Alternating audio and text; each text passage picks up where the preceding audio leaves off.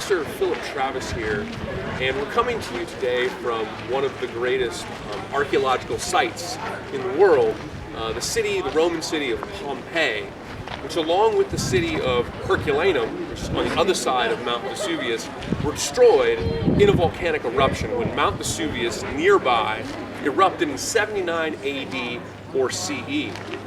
In the eruption, it buried the entire city in volcanic ash. It's an incredible preserved piece of history. In this city, you can see well-preserved Roman roads. You can find a Roman amphitheater, but interestingly, the Roman amphitheater is really a Greek amphitheater. They're built into the side of the hill. And this was a Greek style of building amphitheaters. And the reason it's a Greek style amphitheater is because this place, very close to the city of Naples, was actually a Greek port before it was ever controlled by the Romans significantly later. You have a look at, in this case here, a Roman Hall of Justice. This is the Basilica. It is a Roman Hall of Justice. This is where justice was divvied out by Roman leadership.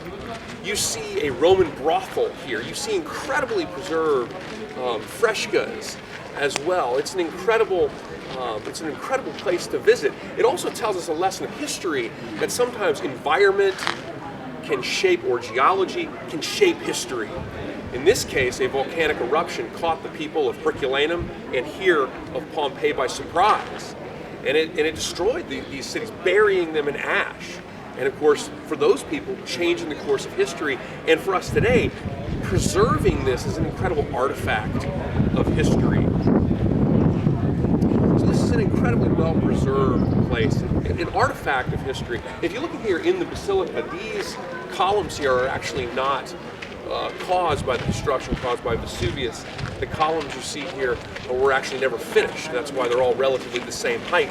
And if you look at them, and our camera lady might show you around here a little bit as well, Jenny, but if you look at them, it shows you how they built these columns. They used brick laying, and around the brick laying, when it was finished, they would put a sort of almost like stone made of marble dust around the column when it was finished. But these are not from the destruction. They were not finished. They were incomplete at the time of the eruption of Vesuvius in 79 AD or CE. And so we're going to show you some pictures throughout this tour of Pompeii, from the brothels, the red light district of Pompeii, images of Vesuvius, the Greek-style amphitheater. Here we are in the Basilica, this Hall of Justice of Rome, to show you some of the Roman roads and some of the other sort of iconic elements of this, the most preserved artifact of the Roman Empire, a preserved Roman city. The Roman Empire was famous for its road system. Its highly advanced and developed roads interconnected a massive empire. The ruins of Pompeii probably provides us with the best look at what some of the roads of Rome would have looked like.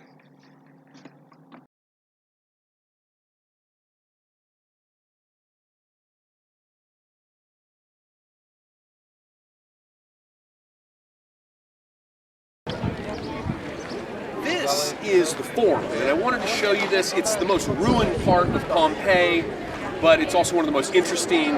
The Forum was the meeting place of the people of Pompeii. This was a small-level representative society. People would have voted here. Behind us is the temple to Jupiter. The other direction, which we can't really show you because of the position of the sun, the other direction, however, is like the town hall.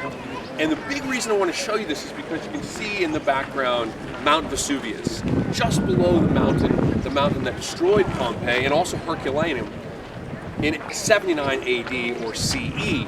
So the Forum, where people from Pompeii came to meet, and this would have been filled with statues. And they've all been moved to the museum in Naples, but it would have been filled with statues. And of course, back there in the temple to Jupiter, you can still see one of the busts of Jupiter. And I wanted to show you the view of Vesuvius so you can kind of get this perspective not only of the main meeting place here in Pompeii, but also of the mountain that destroyed it.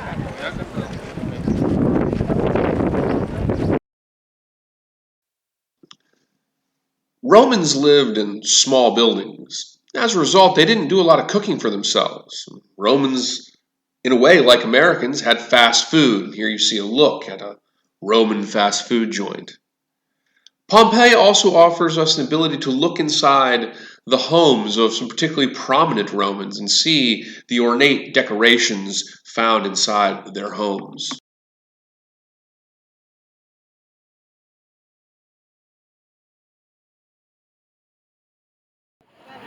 Here we are in the nosebleed section of the theater in Pompeii. Again, this theater is actually of Greek design, and that's because it was first built when the Greeks controlled this port, long before the height of the Roman period. It's built up like this into the hillside, and the different seating areas are actually like sporting events today. Different seating areas actually are differentiations of cost and class. The 5 marble seats at the bottom, or 4 marble seats at the bottom, those would be your really pricey tickets, and you would find nicer seating there. Moving further up, a different setting, and all the way back, the sort of nosebleeds of the seats. And there would also be special seating along sides of the theater to give like special audience members an excellent view of the show. So the theater in Pompeii.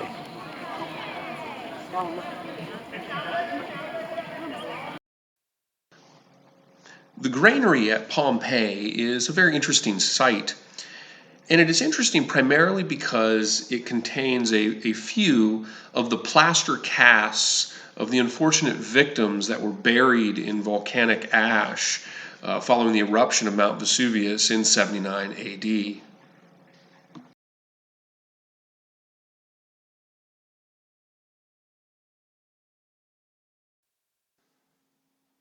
Prostitution was legal in the Roman Empire, but prostitution in Rome really represented the exploitation of this large, often oppressive empire.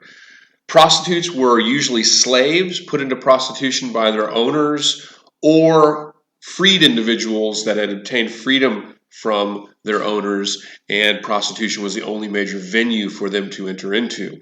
Many slaves, of course, came from conquests. In this respect, the prostitution that you see in the case of the brothel in Pompeii is an example of Rome's exploitation in what we would call today human trafficking and the sex trade, which was something in which everyday Romans would have entertained, while the prostitutes themselves would have been seen as the lowest level of society.